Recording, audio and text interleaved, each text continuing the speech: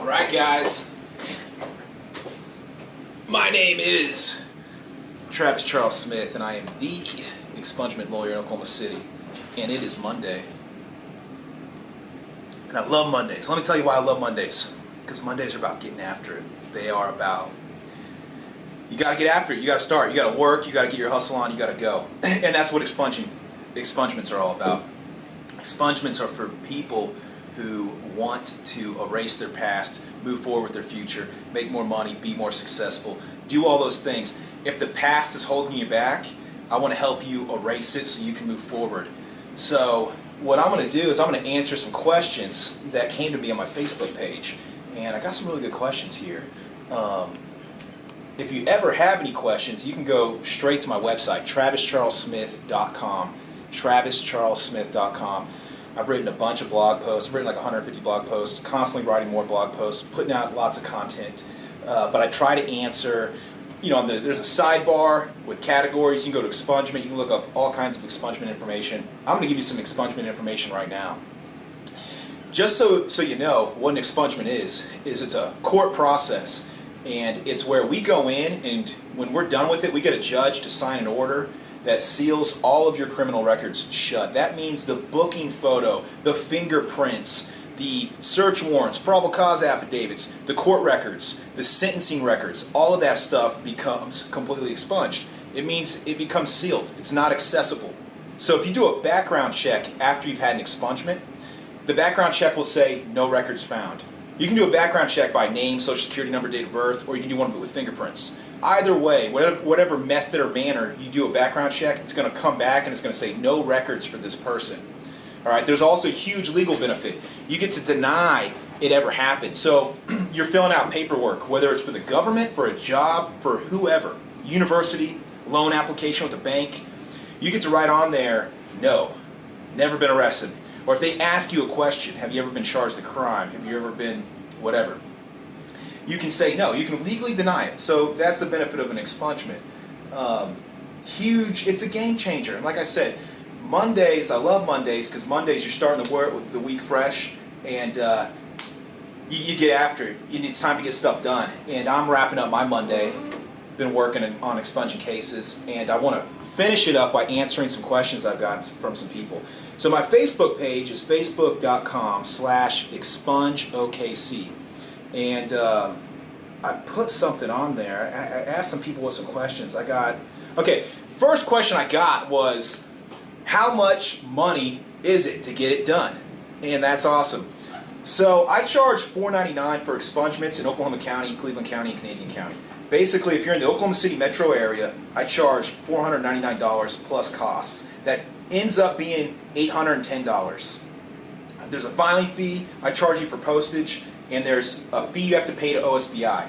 Now, if Oklahoma City Police were involved in your expungement, they charge $150 as well to process the expungement. So it's going to be $810 or it's going to be $960. And that's if you had Oklahoma City. Look, I've got not only the lowest prices, I got the best service. I offer, hands down, the best value. Okay? I work these cases faster than anybody else. I give my clients more attention than anybody else. And I do it all, and what's crazy is I charge half to a third of what everybody else charges. Call around. They're going to say $2,000. They're going to say $1,500. Maybe you find somebody who'll do it for $1,200, including everything. I mean, including everything, Oklahoma City, $960. If it's not Oklahoma City Police, Edmond Police, Midwest City, whoever else, it's going to be $810. And I do them statewide as well. And call me about that. I still beat everybody's prices. Next question. So hopefully that answered the first person's question, which was how much money does it cost? And I try to be as transparent as possible. I got a blog post that breaks down the cost down to the penny. It's travischarlessmith.com/expungement. If you just go to that page, I break it all down. And there's absolutely no mystery. I had a person this summer hire me. She was just like, everybody else treats it like it's this clandestine, secretive, esoteric, and she just said she appreciated that I was very upfront, transparent on my blog posts. And well, one, I thank her for that, and that's what I try to do.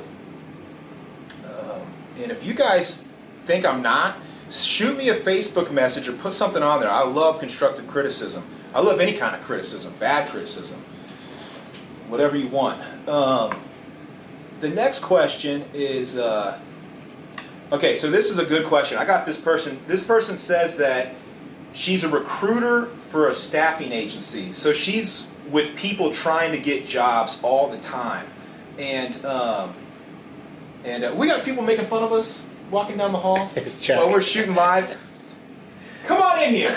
Okay, by the way, I'm at the Carter building. I'm going to give a shout out to all my friends here, okay? Because these guys, I'm coming from the Expungement Center to the Carter building, and this is the home of the OKC Debt Solutions Law Center, okcdebtsolutions.com.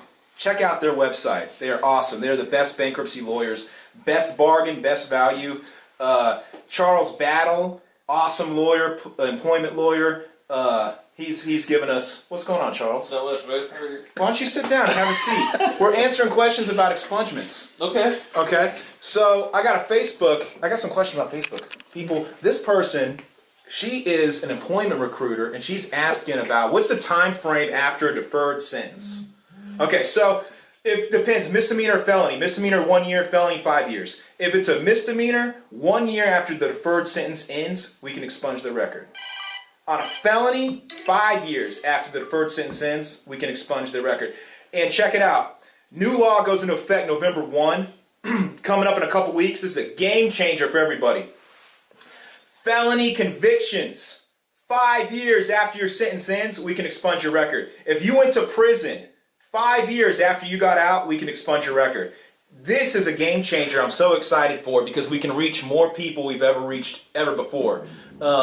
Suspended sentences, convictions, you no longer need a pardon. Now that's only good for 1 felony conviction. So if you got 2, you need a pardon. If you got 3, I can't help you. Right now the law caps it at 2 and that requires a pardon.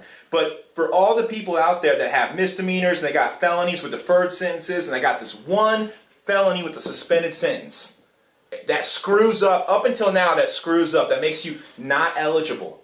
Okay, so you have these misdemeanors deferred. You got a felony deferred. You're good. You have this 1 felony you got a suspended sentence on. You are not eligible for expunging anything. Okay, that changes November 1. November 1, we can expunge everything, including that felony, and you don't need a pardon to do it. And I'm so happy to do that, to give everybody that news. What do you think about that, Charles? That's pretty awesome. That's a big change from what it used to be. If you had a suspended sentence, you'd have to get a pardon. Now you can save yourself a bunch of time without petitioning the governor and just go straight to it. Dude, it's huge. One question I have is if it's a felony conviction with multiple counts, felony counts, does that still apply? Okay, that's an excellent question. If they're in the same case, it's 1 case. So you could have 10 counts of whatever, concealing stolen property, embezzlement, all this stuff. If it's in 1 case, even if it's multiple charges, it's considered a single transaction for purposes of expungement. Now, if they're in separate filings and the government can show that they're actually separate transactions, then they're going to be considered different cases. Okay. But yeah, that's a great question because some of these things get really long. And a person have 6 counts of something. Yeah, for this, that's all going to be considered 1 case. I had another. Go ahead. It doesn't matter if it's a violent felony or non-violent. Okay, it has to be non-violent. Okay, and now non-violent covers. I mean, that's everything. Look, if you stuck a gun in someone's face, I'm not going to be able to help you. So robbery crimes, anything like that, pointing a firearm at somebody, not going to be able to help you.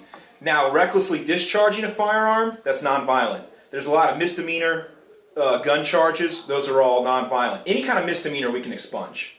When it's felonies, it's got to be non-violent.